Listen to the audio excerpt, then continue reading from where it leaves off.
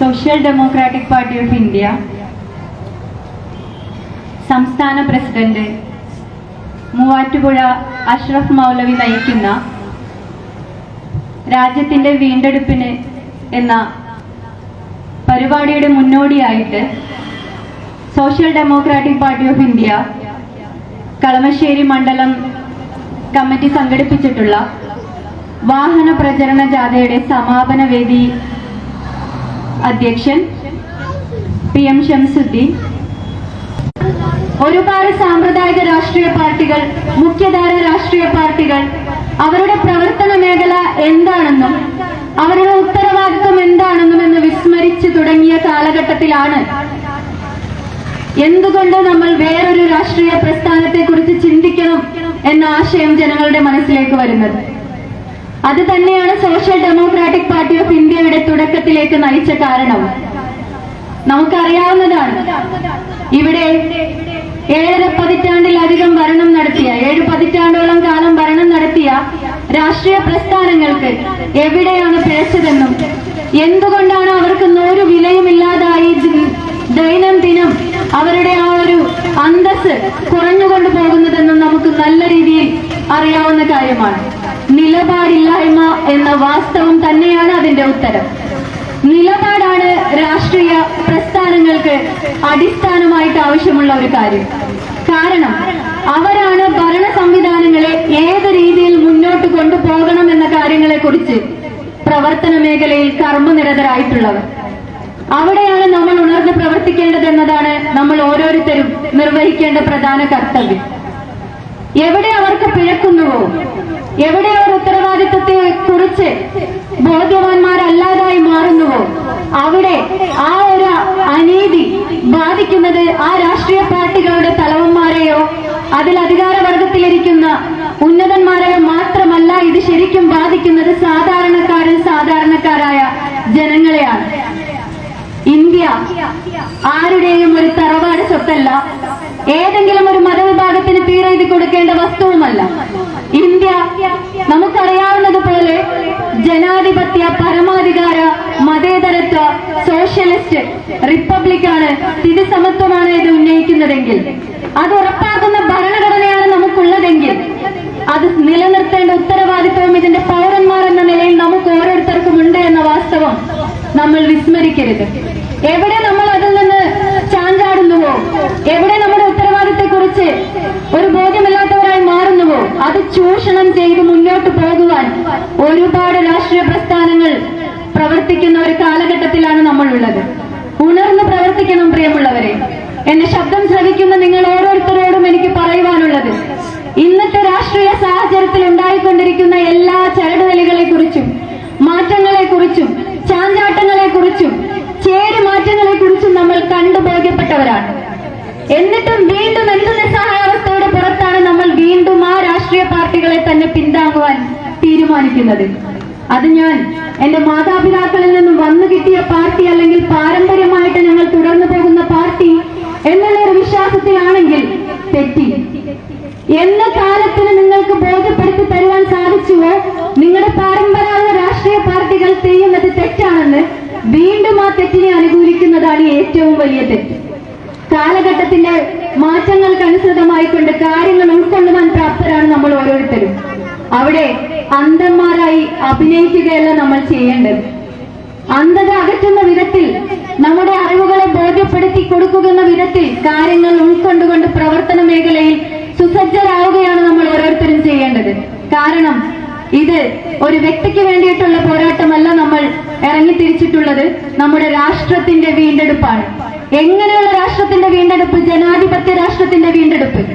എന്തുകൊണ്ടാണ് social democratic party of India ഈ ഒരു രാജ്യത്തിന്റെ വീണ്ടെടുപ്പ് എന്ന ലക്ഷ്യം മുന്നോട്ട് വെച്ചത് എന്ന് നിങ്ങൾക്ക് തോന്നുന്നുണ്ടെങ്കിൽ, ഞങ്ങൾ ഇതിലേക്ക് വയ്ക്കുന്ന ഓരോ കാര്യങ്ങളും വിശകലനം ചെയ്താൽ നിങ്ങൾക്കത് ബോധ്യമാകും.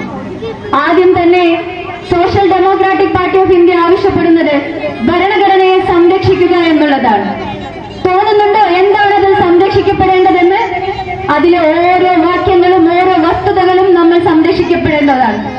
ഇല്ലെങ്കിൽ അത് മാറ്റിക്കുറിക്കുവാൻ സന്നദ്ധരായിട്ടുള്ള ഭരണകർത്താക്കളാണ് ഇന്ന് അധികാരത്തിൽ ഇരിക്കുന്നതെന്നും 10 വർഷത്തോടടുത്ത് അവരുടെ ഭരണ സംവിധാനങ്ങളെ ഉപയോഗപ്പെടുത്തിക്കൊണ്ട് മാറ്റങ്ങളും നിയമവ്യവസ്ഥിതികളും നിയമ ഭേദഗതികളും അതിന് തെളിവുകളാണ് നമുക്ക് മുൻപിൽ നിർത്തുന്നതെന്ന വാസ്തവവും നമ്മൾ വിസ്മരിക്കരുത്, കണ്ടില്ല എന്ന് നടിക്കരുത്.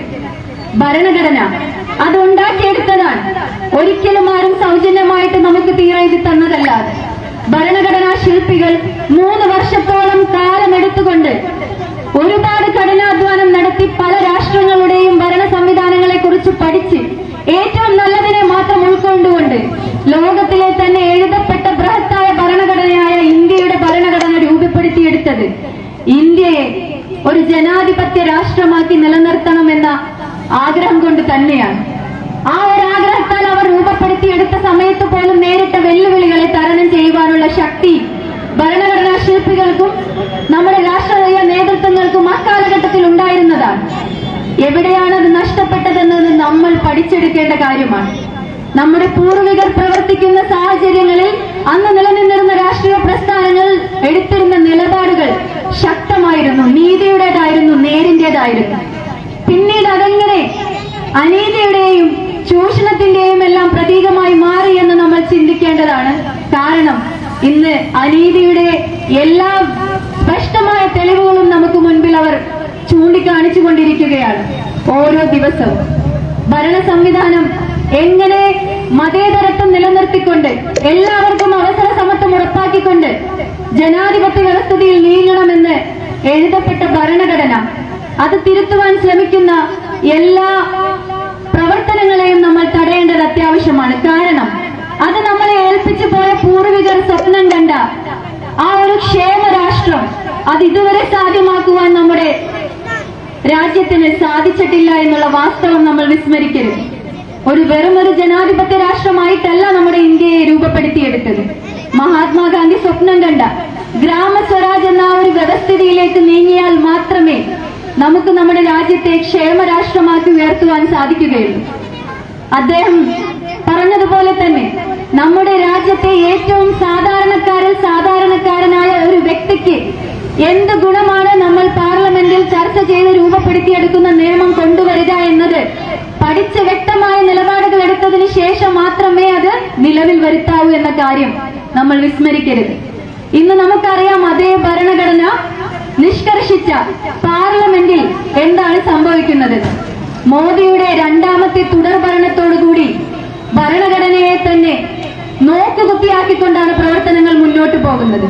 നമുക്കറിയാവുന്നതാണ്, പാർലമെന്റിൽ എംപിമാരെ തെരഞ്ഞെടുത്ത് നമ്മൾ ജനാധിപത്യ വ്യവസ്ഥിതിയിൽ അങ്ങോട്ട് അയച്ചിട്ടുള്ളത് രാജ്യത്ത് നടപ്പിലാക്കുന്ന നിയമവ്യവസ്ഥിതികളെ കുറിച്ച് പഠിച്ച് ചോദ്യം ചെയ്ത് അതിൽ വരുത്തേണ്ട തിരുത്തലുകൾ ഉറപ്പാക്കി നല്ല രീതിയിൽ ആ നിയമം പ്രാബല്യത്തിൽ വരുത്തുകയും ജനഹിതത്തിന് വേണ്ടി ഉപയോഗപ്പെടുത്തുകയും ചെയ്യുക എന്നതായിരുന്നു. എന്നാൽ ഇന്ന് ലാസ്റ്റ് നടന്ന ശീതകാല സമ്മേളനത്തിൽ നമുക്ക് ബോധ്യമുള്ളതാണ്, 146 എംപിമാരെ സസ്പെൻഡ് ചെയ്ത് പുറത്തു നിർത്തിയതിനു ശേഷമാണ് 17 പ്രധാനപ്പെട്ട ബില്ലുകൾ നമ്മുടെ പാർലമെന്റിൽ പാസാക്കിയെടുത്തത്. എവിടെ എത്തി നിൽക്കുന്നു നമ്മുടെ ജനാധിപത്യ രാഷ്ട്രം? അവിടെ നമ്മുടെ ഭരണഘടനയിൽ നിഷ്കർഷിച്ചിട്ടുള്ള പാർലമെന്റിന്റെയും എംപിമാരുടെയും എല്ലാ ആനുകൂല്യങ്ങളെയും അല്ലെങ്കിൽ അവരുടെ ചുമതലകളെയും കർത്തവ്യങ്ങളെയും പോലും ചോദ്യം ചെയ്തുകൊണ്ടാണ് ഇന്ന് നമ്മുടെ രാഷ്ട്രത്തിലെ ഓരോ നിയമങ്ങളും പ്രാബല്യത്തിൽ വരുന്നത്. ഏറ്റവും പ്രധാനപ്പെട്ട നിയമമാണ് നമുക്കറിയാവുന്ന പോലെ ഇലക്ഷൻ കമ്മീഷന്റെ നിയമനം. വളരെ എളുപ്പത്തിൽ തന്നെ നമ്മുടെ BJP സർക്കാർ അതും സാധ്യമാക്കിയെടുത്തു. നേരത്തെ നമുക്കറിയാവുന്നതാണ്, ഇലക്ഷൻ കമ്മീഷനെ നിയമിക്കണമെങ്കിൽ പ്രധാനമന്ത്രിയും സുപ്രീം കോടതി ജഡ്ജും പ്രതിപക്ഷ നേതാവും അടങ്ങുന്ന ആ ഒരു കമ്മിറ്റിക്കാണ് അത് സാധ്യമായിരുന്നതെങ്കിൽ ഇന്ന് ആ നിയമത്തിന് ഭേദഗതി വരുത്തിയിട്ട് പ്രധാനമന്ത്രിയും ഒരു ക്യാബിനറ്റ് മിനിസ്റ്ററും പ്രതിപക്ഷ നേതാവുമാണ് അവിടെ അധികാരവർഗമായി വരുന്നത്. പിന്നെ നമുക്കൊരു സംശയവുമില്ലല്ലോ ആരായിരിക്കും ഇലക്ഷൻ കമ്മീഷണറായി നിയമിതനാവുക എന്നുള്ളത്. എല്ലാ രീതിയിലും എല്ലാ വഴികളും ഉപയോഗപ്പെടുത്തിക്കൊണ്ട് എങ്ങനെ തുടർഭരണം സാധ്യമാക്കാമെന്നും ജനാധിപത്യത്തെ നശിപ്പിച്ച് ഏകാധിപത്യത്തിലേക്ക് കരുക്കൾ നീക്കാമെന്നും മതാധിഷ്ഠിത രാഷ്ട്ര രൂപീകരണം എങ്ങനെ സാധ്യമാക്കാമെന്നും അവർക്ക് നല്ല ബോധ്യമുണ്ട്. ബോധ്യമില്ലാതെ പെരുമാറുന്നത് നമ്മൾ സാധാരണക്കാരാണ്. അവർക്കറിയാം എങ്ങനെ പെരുമാറണമെന്നും. MK പ്രേമചന്ദ്രൻ അടക്കമടങ്ങുന്നവർ പ്രധാനമന്ത്രി നയിച്ച വിരുന്നിൽ പങ്കെടുക്കണമെങ്കിൽ എന്ത് കളികളാണ് പ്രധാനമന്ത്രി അടങ്ങുന്ന ഒരു ഭരണകൂട സംവിധാനം പദ്ധതി രൂപീകരിക്കുന്നത് സ്വീകരിച്ചിട്ടുള്ളതെന്ന് നമുക്ക് ചിലപ്പോൾ വ്യക്തമാകണമെന്നില്ല. അവരുടെ പ്രവർത്തനങ്ങൾ തുടങ്ങിയത് ഇന്നോ ഇന്നലെയോ അല്ല, 10-15 വർഷം മുൻപല്ല. നൂറ്റാണ്ടിനോടടുക്കുന്ന ഈ സാഹചര്യത്തിൽ അവർ എണ്ണിപ്പറയപ്പെട്ട എല്ലാ അജണ്ടകളും സാക്ഷാത്കരിച്ചുകൊണ്ടാണ് മുന്നേറുന്നത്. ഈ ഒരു അവസ്ഥയിലും അതിനെ ചോദ്യം ചെയ്യുവാൻ കരുത്താർജിച്ചുകൊണ്ട് ഉണ്ടാക്കിയെടുത്ത ഇന്ത്യ മുന്നണി ഇന്നെവിടെയാണ്? അതിനെക്കുറിച്ച് നമ്മൾ ചിന്തിക്കേണ്ട സാഹചര്യമാണുള്ളത്. ഇന്ത്യ മുന്നണി എന്ന പേര് കേട്ടപ്പോൾ തന്നെ ഒരുപാട് പേർക്ക് പ്രത്യാശയുണ്ടായിരുന്നു, പ്രതീക്ഷകളുണ്ടായിരുന്നു. ഇനിയെങ്കിലും മോദി ഭരണത്തിനെ പിടിച്ചുകെട്ടുവാൻ സാധിക്കുമെന്ന്. പക്ഷെ അപ്പോഴും മോദിക്ക് നല്ല പ്രതീക്ഷയുണ്ടായിരുന്നു. കോൺഗ്രസിൽ നിന്നും മറ്റ് സംഘടനകളിൽ നിന്നും പലരെയും പിടിച്ചുകെട്ടുവാൻ സാധിക്കുമെന്ന്. അത് തന്നെയാണ് ഇന്ന് നമ്മൾ പല രീതിയിൽ പല സ്ഥലങ്ങളിൽ കണ്ടുകൊണ്ടിരിക്കുന്നത്. നിതീഷ് കുമാറിന് എന്താണ് സംഭവിച്ചത്? മമത എടുത്ത നിലപാട് എന്താണ്? എല്ലാം വളരെ വ്യക്തമാണ്, കണ്ണാടി പോലെ ക്രിസ്റ്റൽ ക്ലിയർ ആണ്. എവിടെയാണോ മോദി ആഗ്രഹിച്ചത് അവിടേക്ക് തന്നെയാണ് കാര്യങ്ങൾ നീങ്ങുന്നത്. ഇല്ലെങ്കിൽ അധികാരമോഹങ്ങളും അധികാരത്തിന് വേണ്ടിയുള്ള ഒരു അപ്പക്കഷ്ണത്തിന്റെ പിടിവലികളും ഉപേക്ഷിച്ച് മോദി സർക്കാരിന്റെ ദുർഭരണം അവസാനിപ്പിക്കാനായിരുന്നു അവരുടെ ലക്ഷ്യമെങ്കിൽ എന്തുകൊണ്ട് അവർക്ക് ഒന്നിച്ചു നിന്നുകൂടാ? നമ്മുടെ ഇന്ത്യ മുന്നണിക്ക് എന്തുകൊണ്ട് മോദി സർക്കാരിനെ പിടിച്ചുകെട്ടാൻ സാധിക്കുന്നില്ല എന്നുള്ളത്. മോദി സർക്കാരിന്റെ അടിയൊഴുക്കുകളെ കുറിച്ച് നല്ല രീതിയിൽ ബോധ്യം കൊണ്ടുവരേണ്ടത് നമ്മൾ ഓരോരുത്തരുമാണെന്നാണ് എനിക്ക് പറയുവാനുള്ളത്. അവരുടെ പ്രവർത്തന രീതികൾ പ്രത്യക്ഷത്തിൽ നമുക്ക് ദൃശ്യമായില്ലെങ്കിലും പരോക്ഷമായിട്ടുള്ള അവരുടെ പ്രവർത്തന രീതികൾ സുശക്തമാണ്, വളരെയധികം ഫലം ഉണ്ടാക്കി കൊണ്ടുവരുവാൻ കഴിവുള്ളതുമാണ്. നമ്മുടെ ഭരണഘടന സംരക്ഷിക്കപ്പെടേണ്ട ആവശ്യകതയെക്കുറിച്ചാണ് നമ്മൾ സംസാരിച്ചതെങ്കിൽ അതേ ഭരണഘടനയിൽ സംവിധാനം ചെയ്തിട്ടുള്ള ഫെഡറൽ സംവിധാനം, സംസ്ഥാനങ്ങളുടെ ഒരു യൂണിയനാണ് നമ്മുടെ രാജ്യം. നമുക്കറിയാവുന്നതുപോലെ യൂണിയൻ ഓഫ് സ്റ്റേറ്റ്സ് ആണ് ഇന്ത്യ മഹാരാജ്യം. വിവിധങ്ങളായ സംസ്കൃതികളോടും സംസ്കാരങ്ങളോടും പൈതൃകങ്ങളോടും വേഷഭൂഷാദികളോടും കൂടിയ ആളുകൾ ജീവിക്കുന്ന വ്യത്യസ്തങ്ങളായ സംസ്ഥാനങ്ങളുടെ ഒരു കൂട്ടായ്മയാണ് നമ്മുടെ ഇന്ത്യ മഹാരാജ്യം. ആ മഹാരാജ്യത്തിന്റെ വികസനം സാധ്യമാകണമെങ്കിൽ അതിലെ ഫെഡറൽ സംവിധാനം വഴി തന്നെയായിരിക്കണം സംസ്ഥാനങ്ങൾക്ക് എല്ലാ രീതിയിലുള്ള അവകാശങ്ങളും അധികാരങ്ങളും സമ്പത്തും നൽകിക്കൊണ്ട് തന്നെയായിരിക്കണം അതിന്റെ ഭരണം മുന്നോട്ട് കൊണ്ടുപോകേണ്ടതെന്ന് നമ്മളെക്കാൾ കൂടുതൽ വ്യക്തതയുള്ളവരായിരുന്നു ഇതിന്റെ ശില്പികൾ. അതിനാൽ തന്നെയാണ് അവർ ഫെഡറൽ സംവിധാനം നിലവിൽ വരുത്തിയത്. എന്നാൽ ഇന്ന് ഫെഡറൽ സംവിധാനത്തിൽ എന്താണ് സംഭവിച്ചിരിക്കുന്നത്? ഗവർണർ എന്ന ആ ഒറ്റ പ്രതിനിധിയെ ഉപയോഗപ്പെടുത്തിക്കൊണ്ട് BJP-യുടേതല്ലാത്ത ഭരണ സംവിധാനങ്ങൾ നിലനിൽക്കുന്ന എല്ലാ സംസ്ഥാന ഭരണകൂടങ്ങളെയും അവർ അരാജകത്വത്തിലാക്കുകയാണ്. അതായത് അവർക്ക് ഭരണം നടത്തുവാനുള്ള ഒരു അധികാരം പോലും നൽകാതെ എല്ലാ വിഷയത്തിനും വേണ്ടതിനും വേണ്ടാത്തതിനുമായിട്ടുള്ള ഗവർണറുടെ ഇടപെടലുകൾ മൂലം പല പ്രതിസന്ധികളും രൂക്ഷമാവുകയാണ്. ബില്ലുകളുടെ നിയമമായി രൂപപ്പെടുത്തുവാൻ പോലും സാധിക്കാത്ത അവസ്ഥയാണുള്ളത്. അങ്ങനെ ഗവർണർമാരെ ഉപയോഗപ്പെടുത്തിക്കൊണ്ട് സംസ്ഥാനങ്ങളെ എല്ലാ മേഖലകളിലും വരിഞ്ഞുകെട്ടുമ്പോഴും നമുക്കറിയാവുന്നതാണ്, സംസ്ഥാനങ്ങൾക്ക് പ്രവർത്തിക്കണമെങ്കിൽ അവരുടേതായിട്ടുള്ള ഒരു സാമ്പത്തിക സ്ഥിതി സുസജ്ജമായിട്ട് ആവശ്യമുണ്ട്. GST സംവിധാനം നടപ്പിലാക്കുക വഴി മോദി സർക്കാർ അതിലും ഏർപ്പെടുത്തിയിട്ടുണ്ട് ഒരുപാട് നിബന്ധനകളും നിയന്ത്രണങ്ങളും. നമ്മൾ അന്ന് കേട്ടപ്പോൾ ഏകീകൃത നികുതി, ഏകീകൃതം വളരെ നല്ലതാണ്. അത് പേര് പറയുന്നത് പോലെ തന്നെ ഏകീകൃതമായിട്ടുള്ള ഒരു നികുതി കേന്ദ്ര സർക്കാർ രൂപപ്പെടുത്തി കൊടുക്കുന്നത് നല്ലതല്ലേ? വളരെ നല്ലതാണ്. ആ ഒരു വ്യവസ്ഥയെ എങ്ങനെ ഉപയോഗപ്പെടുത്തുന്നു എന്നതിനെ ആശ്രയിച്ചിരിക്കും അതിന്റെ ഫലങ്ങൾ ദൃശ്യമാവുക. ഇവിടെ GST സംവിധാനം വഴി എല്ലാ സംസ്ഥാനങ്ങളിൽ നിന്നുമുള്ള നികുതി കേന്ദ്രത്തിലേക്ക് കേന്ദ്രീകരിക്കപ്പെടുകയാണ് ചെയ്തതെങ്കിൽ പിന്നീട് അതിന്റെ വിതരണത്തിൽ പോലും കേന്ദ്ര സർക്കാർ എന്ത് നിലപാടാണ് സ്വീകരിച്ചതെന്ന് നമുക്ക് നല്ല ബോധ്യമുള്ളതാണ്. സംസ്ഥാനങ്ങളുടേതായിട്ടുള്ള വിഹിതങ്ങൾ സമയബന്ധിതമായിട്ട് അവർക്ക് നൽകിയാൽ മാത്രമേ സംസ്ഥാനങ്ങൾക്ക് അവരുടെ ഉത്തരവാദിത്തങ്ങൾ നിറവേറ്റുവാൻ സാധിക്കുകയുള്ളൂ. ഇന്ന് നമുക്കറിയാം, നമ്മുടെ സർക്കാർ അതിനുവേണ്ടി സുപ്രീം കോടതിയിൽ അടക്കം കേസ് കൊടുക്കുകയും അതിന്റെ ഭാഗമായിട്ട് ഒരു ചർച്ചയ്ക്ക് വിളിക്കുകയും ചെയ്തിട്ടുണ്ട്. ഇലക്ഷൻ ആണല്ലോ മുന്നിൽ നിൽക്കുന്നത്. ആ ഇലക്ഷന്റെ പേരിലായിരിക്കാം ഒരുപക്ഷെ ഈ ചർച്ചയ്ക്ക് പോലും അവർ സന്നദ്ധത പ്രകടിപ്പിച്ചത്. പക്ഷെ അതെന്താകുത്തീരും എന്നുള്ളതിനെ കുറിച്ച് ഇപ്പോഴും അനിശ്ചിതത്വമാണുള്ളത്. നമ്മുടെ ഫെഡറൽ സംവിധാനം തകർത്തെറിയുക വഴി അവർ ആഗ്രഹിക്കുന്നത് ഏകാധിപത്യത്തിലേക്ക് കാര്യങ്ങൾ കൊണ്ടുചെന്നെത്തിക്കുക സംരക്ഷിക്കുക എന്നത് തന്നെയാണ്. ഇനി നിങ്ങൾ ഓരോരുത്തരും ചിന്തിക്കേണ്ടത് ഇവിടെയാണ്. നമ്മുടെ ഭരണഘടനയും ഫെഡറൽ സംവിധാനങ്ങളും സംരക്ഷിക്കപ്പെടേണ്ടതില്ലേ? സംരക്ഷിക്കപ്പെടേണ്ടത് തന്നെയാണ്. എങ്കിലേ നമുക്ക് നമ്മുടെ രാഷ്ട്രത്തെ അതിന്റെ തന്മയത്വത്തോടുകൂടി ജ്ഞാനത്വത്തിൽ ഏകത്വം എന്ന മൂല്യത്താൽ കെട്ടിപ്പടർത്തായ ഒരു ഐക്യത്തോടുകൂടി നിലനിർത്തുവാൻ സാധിക്കുകയുള്ളൂ. വൈവിധ്യങ്ങളാൽ നിറഞ്ഞ സംസ്കാരങ്ങളെ ഇവിടെ നിലനിർത്തുവാനാവുകയുള്ളൂ. അതിന് അങ്ങനെ ഒരു ഭരണ സംവിധാനം ഇവിടെ നിലവിൽ വരണമെങ്കിൽ അതിനെ നയിക്കുന്ന രാഷ്ട്രീയ പാർട്ടികൾക്ക് നിലപാടുണ്ടാകണം. ആ നിലപാടുകൾ NIA-യോ ED-യെയോ പേടിച്ച് മാറാത്ത നിലപാടുകളായിരിക്കണം. ആ നിലപാടുകൾ സത്യത്തിനും നീതിക്കും വേണ്ടിയുള്ളതായിരിക്കണം. ഒരു കേസോ ഒരു കോടതിയോ ഒരു അന്വേഷണ ഏജൻസിയോ കണ്ട് മാറുന്ന വിധത്തിലുള്ളതാകരുത് നമ്മുടെ നിലപാടുകൾ. അങ്ങനെ അതേ ഒരു നിലപാടോട് കൂടിയിട്ടാണ് ഇന്ന് social democratic party of India, അതായത് സുശക്തമായ നിലപാടായിട്ടുള്ള സാമൂഹിക ജനാധിപത്യം സാധ്യമാക്കുക എന്ന വ്യക്തതയാർന്ന നിലപാടോട് കൂടിയിട്ടാണ് ഞങ്ങൾ സോഷ്യൽ ഡെമോക്രാറ്റുകൾ നിങ്ങളുടെ മുമ്പിലേക്ക് എത്തിയിട്ടുള്ളത്. സോഷ്യൽ ഡെമോക്രസി എന്നതുകൊണ്ട് അർത്ഥമാക്കുന്നത് നിങ്ങൾക്ക് ഓരോരുത്തർക്കും അറിയാവുന്നതുപോലെ സാമൂഹിക ജനാധിപത്യമാണ്.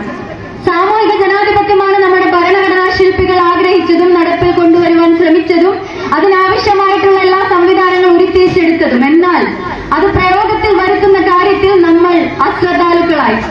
അവിടെയാണ് തിരുത്താവശ്യമായിട്ടുള്ളത്.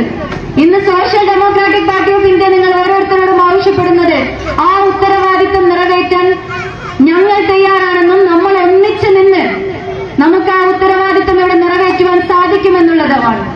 നമുക്കറിയാവുന്നതാണ്, ആ ഒരു സാമൂഹിക ജനാധിപത്യം നടപ്പിലാക്കി എടുക്കണമെങ്കിൽ ആദ്യം ഇവിടെ നടക്കേണ്ടത് ജാതി സെൻസസ് ആണ്. ജാതി സെൻസസ് ഇവിടെ സാധ്യമായാൽ മാത്രമേ ഏതെല്ലാം വിഭാഗത്തിലുള്ള വർണ്ണവർഗ വ്യത്യാസങ്ങൾ അടങ്ങിയ ഭാഷാ വേഷഭൂഷാദികളാൽ സമ്പൽ സമൃദ്ധമായ അംഗങ്ങളാണ് അല്ലെങ്കിൽ ജനങ്ങളാണ് ഇവിടെ ഉള്ളതെന്ന് ആ ഒരു സെൻസസ് നമ്മൾ എടുക്കേണ്ടതുണ്ട്.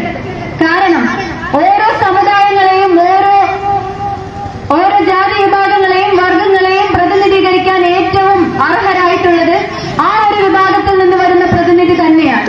അവർക്കേ പറയാനാകും എന്താണ് അവരുടെ ആവശ്യങ്ങളെന്നും എങ്ങനെയാണ് അവർ ഉന്നതിയിലേക്ക് നയിക്കാൻ സാധിക്കുക എന്നും.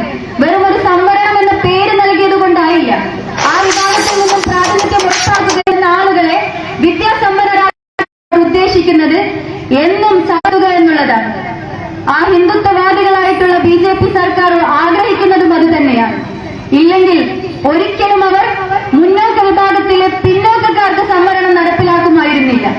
മുന്നോക്ക വിഭാഗക്കാർ എവിടെ എത്തി നിൽക്കുന്നുവെന്നും പിന്നോക്ക വിഭാഗങ്ങളുടെ അവസ്ഥ എന്താണെന്നുമുള്ള പഠനങ്ങൾ പോലും നടത്താതെയാണ് അങ്ങനെ ഒരു ബില്ല് പാസാക്കി അത് നിയമമായി ഭേദഗതിയിലൂടെ വരുത്തിയതെങ്കിൽ അവർ ആഗ്രഹിക്കുന്നത് തീണ്ടാപ്പാടകളിൽ നിന്നുകൊള്ളുക. അയിത്തം എന്നുള്ളത് അതൊരു ജാതി വ്യവസ്ഥിതിയിൽ ഉള്ളതാണെന്നും പ്രമുഖരായിട്ടുള്ള ജാതി സമൂഹത്തിൽ ഉയർന്ന വർഗമായിട്ടുള്ള ബ്രാഹ്മണരും അവർക്ക് താഴെ വരുന്ന മേധാവിത്വങ്ങളും മാത്രം ഭരണ സംവിധാനം നിലനിർത്തിയാൽ നയിച്ചാൽ മതി എന്നുമാണ് അവരുടെ ആഗ്രഹം. അത് തന്നെയാണ് അവർ നടപ്പിലാക്കിയെടുക്കാൻ തുനിയുന്നതും ചെയ്തുകൊണ്ടിരിക്കുന്നത്. അതിനൊരു അറുതി വരുത്തണമെങ്കിൽ ജാതി സെൻസസ് എന്ന ആവശ്യം നമ്മൾ രാഷ്ട്രീയ പ്രസ്ഥാനങ്ങൾ മുന്നോട്ട് വയ്ക്കുമ്പോൾ സാധാരണക്കാരായ എല്ലാ ജനങ്ങളും അതിനെ പിന്താങ്ങണമെന്നാണ് എനിക്ക് നിങ്ങൾ ഓരോരുത്തരോടും അഭ്യർത്ഥിക്കുവാനുള്ളത്. ഇന്ന് മോദി സർക്കാരിന്റെ ഭരണ സംവിധാനത്തിലുള്ള വീഴ്ചകളെ കുറിച്ച് നിന്നേക്കാൾ നല്ല രീതിയിൽ ബോധ്യമുള്ളവരാണ് നിങ്ങൾ ഓരോരുത്തരും. ആ ഭരണ സംവിധാനങ്ങളുടെ വീഴ്ചയെ എതിർക്കണമെങ്കിൽ നമുക്കറിയാവുന്നതാണ്, വെറും 40% ഇന്ത്യയിലെ ജനങ്ങളുടെ സപ്പോർട്ട് മാത്രമേ മോദി സർക്കാരിനുള്ളൂ. ബാക്കി വരുന്ന 60% എവിടെ?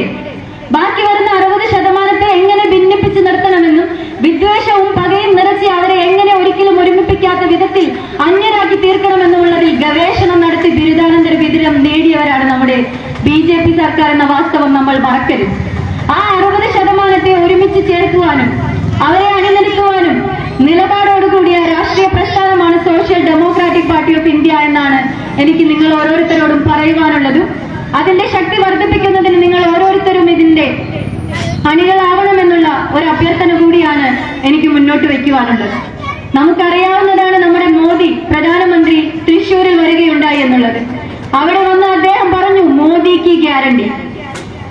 ഒരു 18 തവണയിൽ കൂടുതൽ ആ ഒരു വാക്യം അവിടെ ഉച്ചരിക്കുകയുണ്ടായി. അത് മാത്രമല്ല, ഇത്തവണത്തെ ലോകസഭാ ഇലക്ഷന് അവരുടെ പ്രധാന മുദ്രാവാക്യം എന്നുള്ളത് മോദിക്ക് ഗ്യാരണ്ടിയാണ്. മോദിയുടെ ഗ്യാരണ്ടി എന്ന് പറയുമ്പോൾ എന്താണ് മോദിയുടെ ഗ്യാരണ്ടി?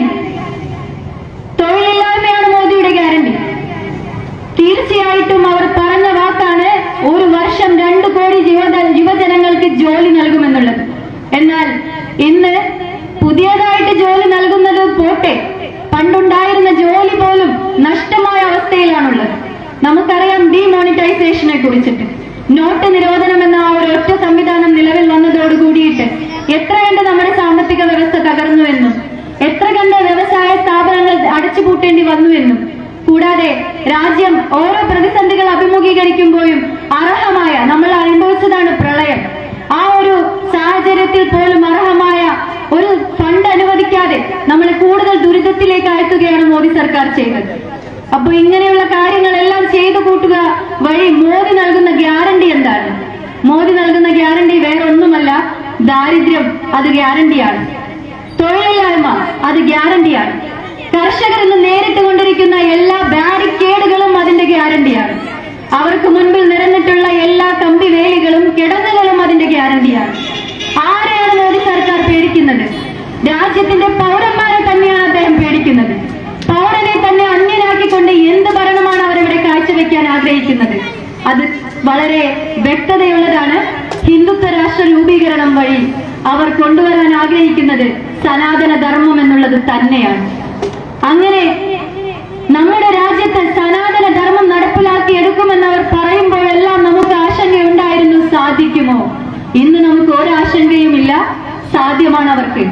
കാരണം വേറെ എങ്ങുമല്ല അവർ മതാചാര പ്രകാരം പ്രതിഷ്ഠാ ചടങ്ങുകൾക്ക് തുല്യമായിക്കൊണ്ട് ഉദ്ഘാടന കർമ്മം നിർവഹിച്ചത് നമ്മുടെ പാർലമെന്റ് മന്ദിരമാണ്. നമ്മുടെ പുതിയ പാർലമെന്റ് മന്ദിര ഉദ്ഘാടന സമയത്ത് രാഷ്ട്രപതിയെ പോലും അതിലേക്ക് ക്ഷണിക്കാതെ മാറ്റി നിർത്തിയത് എന്തിന്റെ അടിസ്ഥാനത്തിലാണ്? ജാതിയുടെ തൊട്ടുകൂടായ്മ എന്ന ആ ഒരു അടിസ്ഥാന തത്വത്തിൽ തന്നെയാണ്. നമുക്ക് ബോധ്യമുണ്ട്, നമ്മുടെ ദ്രൗപദി മുർമു എന്ന വനിതാ രത്നത്തിന്റെ ജാതിയാണ് അവിടെ വിഷയമായതെങ്കിൽ എന്ത് മാനദണ്ഡം കൊണ്ടാണ് അന്ന് പാർലമെന്റ് മന്ദിര ഉദ്ഘാടനത്തിന് സന്യാസിമാരെയും സ്വാമിജികളെയും വിളിച്ചു വരുത്തിയതെന്നും നമുക്ക് നല്ല ബോധ്യമുണ്ട്. ജനാധിപത്യ വ്യവസ്ഥയിൽ ഉദ്ഘാടന കർമ്മം നിർവഹിക്കുന്ന ആ ഒരു വേദിയിൽ എല്ലാ ജനപ്രതിനിധികളെയും ഉൾപ്പെടുത്തിക്കൊണ്ട്, എല്ലാ രാഷ്ട്ര കാര്യനിർവഹണ ഉദ്യോഗസ്ഥരെയും ഉൾപ്പെടുത്തിക്കൊണ്ട് ജനാധിപത്യപരമായി നിർവഹിക്കേണ്ട ആ ചടങ്ങാണ് മതാധിഷ്ഠിത രീതിയിൽ ചെങ്കോല് കൈമാറ്റം ചെയ്യപ്പെട്ടുകൊണ്ട് നിർവഹിച്ചതെന്നുള്ളത് നമ്മൾ എല്ലാവരും കണ്ടവരാണ്, അനുഭവസ്ഥരാണ്. ഇതിൽ കൂടുതൽ എന്ത് തെളിവാണ് നമ്മുടെ ഇന്ത്യ മഹാരാജ്യത്ത് മോദി നടപ്പിലാക്കിയെടുക്കേണ്ടത്? ഇനി നമുക്ക് വിശ്വാസമുള്ളത് നമ്മുടെ നീതിന്യായ വ്യവസ്ഥിതിയിലാണ്. എന്നാൽ ആ നീതിന്യായ വ്യവസ്ഥിതിയിൽ തന്നെ മാറ്റം തിരുത്തി കുറിച്ചുകൊണ്ടാണ് മോദി സർക്കാരിന്റെ ആദ്യ ഭരണം തന്നെ നടപ്പിലായത്. നമുക്കറിവുള്ളതാണ്, സുപ്രീം കോടതി ജഡ്ജിനെ തീരുമാനിക്കുന്നത് ഒരു കൊളീജിയമാണ്. ആ കൊളീജിയം കൊടുക്കുന്ന നിർദ്ദേശങ്ങൾ അംഗീകരിക്കുക എന്നുള്ളതായിരുന്നു നമ്മുടെ പാർലമെന്റിലെ ഭരണ സംവിധാനത്തിന്റെ ചുമതല എങ്കിൽ ആ കൊളീജിയത്തിന്റെ തീരുമാനത്തെ തന്നെ തച്ചുടച്ചു വാർത്തുകൊണ്ട് ആരായിരിക്കണമെന്ന് തീരുമാനമെടുത്തതും നമ്മുടെ BJP സർക്കാർ തന്നെയാണ്. അതുവഴി അവർ സാധ്യമാക്കിയത് എന്താണ്? നമ്മുടെ ബാബരി മസ്ജിദ് പൊളിച്ച ആ ഒരു സ്ഥലത്ത് പള്ളി നിർമ്മിച്ചത് സുപ്രീം കോടതിയുടെ വിധിയുടെ അവലംബത്തിലാണ്. സുപ്രീം കോടതി വിധി നേടിയെടുത്തതിന്റെ ബലത്തിൽ തന്നെയാണ്. എങ്ങനെയായിരുന്നു ആ വിധി എന്ന് നമുക്ക് നല്ല ബോധ്യമുണ്ട്. വളരെ വർഷങ്ങൾ പണിപ്പെട്ടിട്ടാണെങ്കിലും അങ്ങനെ ഒരു വിധി സമ്പാദിക്കുക വഴി അവർ ലക്ഷ്യമാക്കുന്നത് വേറെ ഒന്നും തന്നെയല്ല, കാശി മധുര ബാക്കി ഹേ എന്ന മുദ്രാവാക്യത്തിൽ നിന്നും ഇനി തുടർന്നും വരുന്ന എല്ലാ കേസുകൾക്കും ഈ സുപ്രീം കോടതി വിധി ഒരു റെഫറൻസ് ആയി നിലനിർത്തണം എന്നുള്ളത് തന്നെയാണ്. നമുക്കറിയാം, നീതിന്യായ വ്യവസ്ഥിതിയിൽ അന്ന് പറഞ്ഞ ജഡ്ജി പറഞ്ഞ കാര്യങ്ങളെ കുറിച്ച് നല്ല ബോധ്യമുണ്ട്. അവിടെ ഒരു അമ്പലം ഉണ്ടായിരുന്നില്ല. ആ പള്ളിയിൽ ബാബരി മസ്ജിദിൽ വിഗ്രഹം കൊണ്ടുവന്ന് സ്ഥാപിച്ചതാണ്, അതിലൊന്നും ഒരു തർക്കവുമില്ല. പക്ഷേ അവിടെ ക്ഷേത്രം നിർമ്മിക്കണം. നല്ല രീതിയിലുള്ള ഒരു അന്യായമായിട്ടുള്ള വിധിയല്ലേ? ആ വിധിയിൽ നിന്നും അവർ ആഗ്രഹിക്കുന്നത് ഇനി തുടർന്ന് 3000-ലധികം ലിസ്റ്റുകൾ അവരുണ്ടാക്കി വെച്ചിട്ടുള്ള താജ്മഹൽ അടക്കമുള്ള, കുത്തബ് മിനാർ അടക്കമുള്ള നമ്മുടെ ഇന്ത്യയുടെ എല്ലാ പ്രതീകങ്ങളെയും എങ്ങനെ അവർ ആഗ്രഹിക്കുന്ന രീതിയിൽ വഴിമാറ്റിയെടുക്കാമെന്നുള്ളത് തന്നെയാണ്. ഇവിടെ ഇനിയും നമ്മൾ ഉണർന്ന് പ്രവർത്തിക്കുവാൻ സന്നദ്ധരായില്ലെങ്കിൽ, ഇനിയും നിലപാടിൽ ഉറച്ച ഒരു രാഷ്ട്രീയ പ്രസ്ഥാനത്തിന്റെ കീഴിൽ അണിനിരക്കുവാൻ നമ്മൾ തയ്യാറായില്ല എങ്കിൽ ഒരുപക്ഷെ ഇനി അണിനിരക്കേണ്ടി തന്നെ വരില്ല എന്ന അവസ്ഥയിലേക്കാണ് കാര്യങ്ങൾ ചെന്നെത്തുന്നത്. അതിനാൽ തന്നെ ഞങ്ങളുടെ ഈ ഒരു പ്രയത്നത്തിന് അർഹമായ പരിഗണനയും അർഹമായ സപ്പോർട്ടും നിങ്ങൾ ഓരോരുത്തരും നൽകണമെന്നാണ് എനിക്ക് നിങ്ങൾ ഓരോരുത്തരോടും അഭ്യർത്ഥിക്കുവാനുള്ളത്. മോദിയുടെ ഗ്യാരണ്ടി കൊണ്ട് മോദി പറയുന്ന വേറൊരു ആശയമാണ് സ്ത്രീയുടെ സുരക്ഷ എന്നുള്ളത്. ബേട്ടി ബച്ചാവോ ബേട്ടി പഠാവോ എന്ന് പറയുന്തോറും അതിന്റെ അർത്ഥം ഒരുപക്ഷെ അവർക്ക് മനസ്സിലാക്കാൻ സാധിക്കുന്നില്ലായിരിക്കുമെന്നാണ് എനിക്ക് തോന്നുന്നത്. ബേട്ടി ബച്ചാവോ ബേട്ടി പഠാവോ എന്ന് പറയുന്നവർ രാജ്യത്തിന്റെ ഓരോ പെൺമക്കൾക്കും നൽകേണ്ട അർഹമായ ഒരു പരിഗണനയോ ഒരു ബഹുമതിയോ ആദരവോ പോട്ടെ, ഹത്രാസിലെ ആ പെൺകുട്ടി പിച്ചു ചീന്തപ്പെട്ടപ്പോൾ അതിന്റെ മൃതദേഹത്തിനോട് കാണിച്ച അനാദരവുണ്ടല്ലോ, അതിൽ പരം എന്ത് അനുകൂല നിലപാടാണ് ഇനി മോദിയുടെ ബേട്ടി ബച്ചാവോ ബേട്ടി പഠാവോ എന്ന വ്യവസ്ഥയിൽ നിന്നുണ്ടാകാൻ പോകുന്നതെന്നാണ് നമ്മൾ ഓരോരുത്തരും ആലോചിച്ച് മനസ്സിലാക്കേണ്ടത്. സാബിയ സൈഫി അടങ്ങുന്ന ഒരു പ്രമുഖ പോലീസ് ഉദ്യോഗസ്ഥയെ അവർക്ക് നേരിട്ട ആ പീഡനങ്ങളുടെ കണക്കുകളും നമ്മൾക്ക് ബോധ്യമുള്ളതാണ്. ഒരു സ്ത്രീക്കും ഇവിടെ നീതി ലഭ്യമാവുകയില്ല എന്നുള്ളത് നമ്മൾ ബിൽക്കിസ് ബാനുവിന്റെ വിധി പ്രസ്താവനത്തിലൂടെ കണ്ടതാണ്. സ്വാതന്ത്ര്യ ദിനാഘോഷ ചടങ്ങിനോടനുബന്ധിച്ചാണ് കുറ്റവിമുക്തരാക്കിയത്. എങ്ങനെയുള്ള പ്രതികളെ? ഗുജറാത്ത് കലാപത്തിലെ ഏറ്റവും മൃഗീയമായ രീതിയിലുള്ള കുറ്റകൃത്യങ്ങൾ ചെയ്ത പ്രതികളെയാണ് കുറ്റവിമുക്തരാക്കിയത്. എന്ത് സന്ദേശമാണ് മോദി സർക്കാർ അല്ലെങ്കിൽ BJP സർക്കാർ ആ പ്രതികൾക്ക് മധുരം നൽകി സ്വീകരിച്ചത് വഴി ജനങ്ങൾക്ക് കൊടുക്കാൻ ആഗ്രഹിക്കുന്നത്? ന്യൂനപക്ഷങ്ങൾ ഇവിടെ സുരക്ഷിതരല്ല എന്നും വേണമെങ്കിൽ അടിമകളായിക്കൊണ്ട് ഇവിടെ ജീവിച്ചുകൊള്ളൂ എന്നുമുള്ള ഒരു ദൃഷ്ടാന്തങ്ങളിലേക്കാണ് അവർ നാടിനെ കൊണ്ടുചെന്നെത്തിക്കാൻ ആഗ്രഹിക്കുന്നത്. അവിടെയാണ് നിലപാടുള്ള ഒരു രാഷ്ട്രീയ പാർട്ടിയുടെ പ്രസ്താവന അല്ലെങ്കിൽ ഒരു ആവശ്യകതയെ കുറിച്ച് നമ്മൾ ബോധ്യവാന്മാരാകേണ്ടത്. നിലപാടോടുകൂടി മുന്നേറുന്ന സോഷ്യൽ ഡെമോക്രാറ്റിക് പാർട്ടി ഓഫ് ഇന്ത്യയുടെ ഓരോ കാര്യങ്ങളെയും ആശയങ്ങളെയും കുറിച്ച് നിങ്ങൾ ഓരോരുത്തരും ബോധ്യവാന്മാരാകണമെന്നാണ് എനിക്ക് വീണ്ടും അഭ്യർത്ഥിക്കുവാനുള്ളത്. ഇന്ന് നമ്മുടെ കർഷക സമൂഹം ഡൽഹി ചലോ എന്ന ഒരു മാർച്ചിന് വേണ്ടി നടത്തിയ എല്ലാ പ്രവർത്തനങ്ങളെയും താറുമാറാക്കുവാനും മുളയിലെ മുള്ളുവാനും വേണ്ടിയിട്ടാണ് അവിടെ ബാരിക്കേഡുകൾ സജ്ജമാക്കിയതെങ്കിൽ അതിനെയെല്ലാം മറികടന്നുകൊണ്ട് തന്നെ നമ്മുടെ കർഷക സമൂഹം മുന്നേറണം. എങ്കിലും നമുക്ക് നമ്മുടെ സാധാരണക്കാരുടെ അവകാശത്തിന് വേണ്ടിയുള്ള പോരാട്ടങ്ങളെ ഇന്ന് നമ്മുടെ രാജ്യത്ത് നിലനിർത്തുവാൻ സാധിക്കുകയുള്ളൂ. ഇന്ന് social democratic party of India കർഷകരുടെ സമരത്തിന് പരിപൂർണ പിന്തുണയാണ് നൽകുന്നത്. കൂടാതെ ഞങ്ങളുടെ ഈ ഒരു പ്രവർത്തന മേഖലയിലൂടെ അല്ലെങ്കിൽ ഞങ്ങളുടെ ഈ ഒരു ജാഥയിലൂടെ ഞങ്ങൾ പറയുവാൻ ആഗ്രഹിക്കുന്നതും കർഷകരുടെ ദ്രോഹിക്കുന്ന നയങ്ങളെ തിരുത്തുക എന്നുള്ളത് തന്നെയാണ്. ഈ ഒരു കാര്യങ്ങളെല്ലാം ഞങ്ങൾ എണ്ണി പറയുന്നത് നമ്മുടെ രാഷ്ട്രം നീങ്ങുന്ന ദുരാചാരങ്ങളിൽ നിന്നും അതിനെ സംരക്ഷിക്കുക എന്ന ലക്ഷ്യത്തോടു കൂടിയാണ്. നമുക്കറിവുള്ളതാണ്, രാമക്ഷേത്രം നിർമ്മിച്ചത് ബാബറി മസ്ജിദ് നിലനിന്നിരുന്ന ഭൂമിയിലാണെന്നും ആ രാമക്ഷേത്രത്തിന്റെ പ്രാണപ്രതിഷ്ഠാ ചടങ്ങ് നിർവഹിച്ചത് ആരാണെന്ന് നമുക്ക് നല്ല ബോധ്യമുണ്ട്. പ്രധാനമന്ത്രി ആ ഒരു കാര്യനിർവഹണം നടത്തിയതിനു ശേഷം പാർലമെന്റിൽ എന്താണ് സംഭവിച്ചതെന്നും നമുക്ക് നല്ല ബോധ്യമുണ്ട്. എങ്ങനെയുള്ള പാർലമെന്റിൽ, ജനാധിപത്യം നിലനിൽക്കേണ്ട പാർലമെന്റിൽ ഈ ഒരു പ്രാണപ്രതിഷ്ഠാ കർമ്മം നിർവഹിച്ച പ്രധാനമന്ത്രിയുടെ പ്രവർത്തനത്തെ അനുമോദിച്ചുകൊണ്ട് തന്നെയായിരുന്നു രാഷ്ട്രപതി അടക്കമുള്ളവർ നയപ്രഖ്യാപനങ്ങൾ നടത്തിയത്. ബഡ്ജറ്റിന് മുന്നോടിയായിക്കൊണ്ട് നമ്മുടെ കേന്ദ്ര മന്ത്രിയും ഈ ഒരു കാര്യത്തെ എടുത്തുയർത്തി കാണിക്കുകയുണ്ടായി. നമുക്ക് ബോധ്യമുണ്ട്. അതിനുശേഷം അമിത്ഷാ ഈ ഒരു പ്രാണപ്രതിഷ്ഠാ ചടങ്ങിനെ ഏറ്റവും അധികം പ്രശംസിച്ചുകൊണ്ട് പ്രമേയം അവതരിപ്പിക്കുകയും ചെയ്തു. നമ്മുടെ മുൻഗാമികൾ, പൂർവികർ അവിടെ പാർലമെന്റിൽ നിയമനിർവഹണങ്ങളും അല്ലെങ്കിൽ ജനാധിപത്യ വ്യവസ്ഥിതിയിൽ ഭരണവും നടത്തിക്കൊണ്ടിരുന്ന കാലഘട്ടത്തിൽ മതാധിഷ്ഠിത കർമ്മങ്ങൾക്ക് കാർമ്മികത്വം വഹിക്കുമ്പോൾ ഒരിക്കലും നമ്മുടെ ഉദ്യോഗസ്ഥർ, ഇപ്പോൾ പ്രധാനമന്ത്രിയാണെങ്കിൽ അദ്ദേഹത്തിന് നൽകിയിട്ടുള്ള ആ ഒരു ഒഫീഷ്യൽ കാര്യങ്ങൾ ഉപയോഗപ്പെടുത്തരുത് എന്നുള്ളതായിരുന്നു. എന്നാൽ ഇന്ന് പ്രധാനമന്ത്രിയുടെ ആ ഒരു സ്ഥാനത്തിന് നൽകുന്ന എല്ലാ അധികാരങ്ങളും ഉപയോഗപ്പെടുത്തിക്കൊണ്ട് തന്നെയാണ് ക്ഷേത്രകർമ്മങ്ങളും സംവിധാനങ്ങളും നിലനിർത്തിക്കൊണ്ടു പോകുന്നതും കൂടുതലായി മെച്ചപ്പെടുത്തുവാൻ നോക്കുന്നത്. അദ്ദേഹം ഇന്ന് നമ്മുടെ അന്താരാഷ്ട്ര സമൂഹത്തിന് മുൻപിൽ ക്ഷേത്ര ഉദ്ഘാടനത്തിന് ശേഷം പ്രഖ്യാപിക്കുകയുണ്ടായി, എല്ലാ വിഭാഗം ജനങ്ങളെയും ചേർത്ത് നിർത്തണമെന്ന്. ഈ ഇന്ത്യയിൽ എന്താണ് നടക്കുന്നതെന്ന് പുറം ലോകം അറിയാതിരിക്കുവാനും തന്റെ പുറംപൂച്ച് വ്യക്തമാകാതിരിക്കുവാനുമാണ് ഇങ്ങനെയുള്ള നിലപാടുകൾ അദ്ദേഹം പറഞ്ഞുകൊണ്ടിരിക്കുന്നതെന്ന് നമുക്ക് നല്ല ബോധ്യമുണ്ട്. ഇല്ലെങ്കിൽ മണിപ്പൂരിൽ അത്രയും കണ്ട് കത്തിക്കയറുന്ന കലാപം നടന്നപ്പോൾ ഒരു വാക്കുപോലും മിണ്ടാതിരുന്ന മോദി അങ്ങ് മറ്റു രാജ്യങ്ങളിൽ ചെന്നിട്ട് ഒരിക്കലും പ്രസ്താവിക്കുമായിരുന്നില്ല എല്ലാ മതവിഭാഗങ്ങൾക്കും അർഹമായ പരിഗണന നൽകണമെന്ന്. നമുക്ക് നല്ല ബോധ്യമാണ് വേണ്ടത് ജനങ്ങളെ.